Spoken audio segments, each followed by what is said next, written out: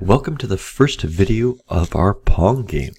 And so I've already taken a little bit of time to set up my screen, and we've just created a very basic start, nothing, sort of a layout here, nothing that you can't do on your own.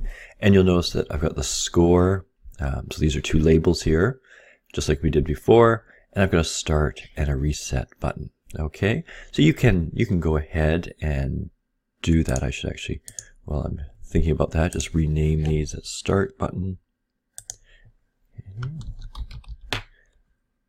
And also there's a canvas there as well, so that you've got those to do. So you might want to just pause the video and make your screen look like my screen, and then we'll get into the programming here. All right, so what we're going to do is bring in a ball as well. And so now we did the image sprite before, and that was perfectly fine, and we had to use the timer to get it to move. The ball has a little bit of a property. It really is an image sprite with a couple extra properties on it. So I'm just going to bring it in and just sort of highlight some of the properties over on the right side here. You've got a heading, and I believe in the notes there I've diagrammed that 0 is towards the right, 90 is up, 180 is to the left, and 270 is down. So it does the same thing as we would expect on, say, if you're doing math. Okay, so the directions are there.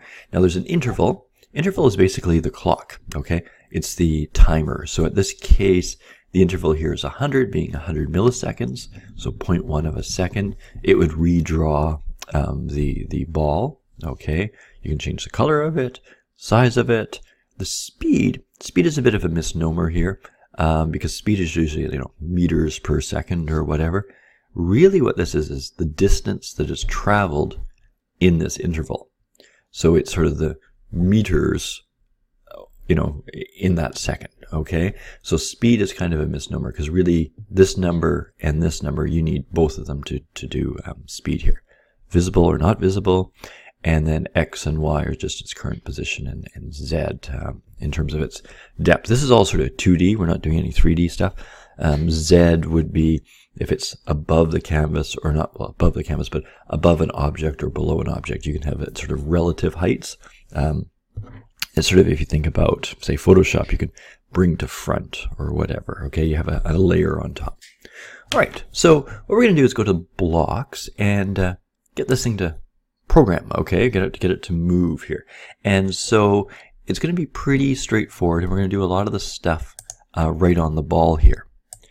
And so you can see a lot of the things like with collided with, dragged, edge reached, flung, right, no longer colliding with, and so on. Those would be some of the properties that we'll use when we want to play our game here. Now, what we're going to do first is just get it to move down pretty simply. So what I'm going to do is come down to these sort of the properties hit. And the first thing we're going to do is get the ball enabled, okay? So we're going to set that to true. So, and I'm going to move this all into when you press the start button, that this will all happen. But basically we want the ball to be live, okay? Another thing that we want it to do is basically to give it a direction, okay? And so let's just say at the moment, there's our heading, okay? So we're going to set the ball heading to, and we're going to get it go down at the start. So if I grab a math block, which is just the number, and so down, if you remember, was 270, okay? Just like I said, just like in math there with a Cartesian coordinate system. All right, so the next thing that we want to do is give it a speed. And so we saw that all on the in the properties panel, but you can access it all right here. So I'm just going to go down and set ball speed, and you can see there's the visibility and stuff as well. But we're going to set the ball speed to, I'm just going to copy this one so I don't have to grab the other one. I believe, whoops, Control copy, Control V. Okay, there we go. So I said, what was I say here? 5, I think, is what I want. And then we could also set the interval. Where was that? There we are. Set the interval to, and we'll set it to, again, I'll just Control V, I should have that there. Set it to 10 milliseconds. So it's going to be updating quite frequently. And that will give us a nice smooth animation. All right. So if you went ahead and played this, right away, the ball would just move down. Okay? Because that's going to act on the ball. Now we want to get it so that when you click on the start button, it does this. So we'll just take this. When the start button is clicked, then we can take all of this, throw it in there. Good. Okay, so when the start button is clicked, now it will move. We'll do one last thing. Basically, at the moment, it just moves down to the bottom, which is fine. If we want to actually get it to sort of start again, even though we're not going to use the reset yet, if we press start, let's just get it to go back up to the top. So what we'll do is actually we'll move the ball to a certain spot. So again, on the ball, I can do a move to. There we are. So call it ball move to, and I'm going to slot that at the top there. Now we want to move it to the top center. Okay. So to do the center, we'll take the screen width and divide that by 2. Okay, so the center horizontally would be halfway, okay, along the screen width there. So I just have to think about that. So screen, I always have to figure out where these are. Screen width. So the property here, do height. I can never find the width.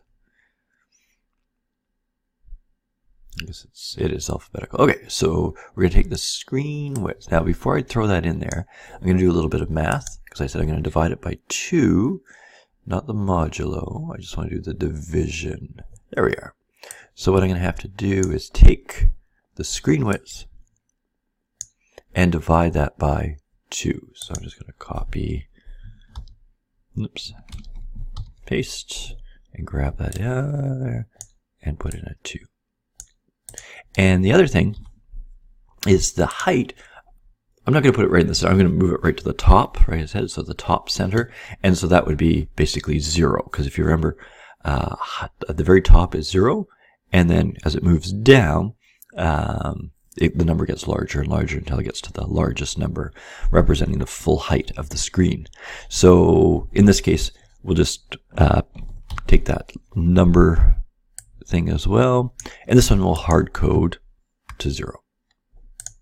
Okay, because that doesn't matter on the screen size. The top will always be, in this case, the top. Good.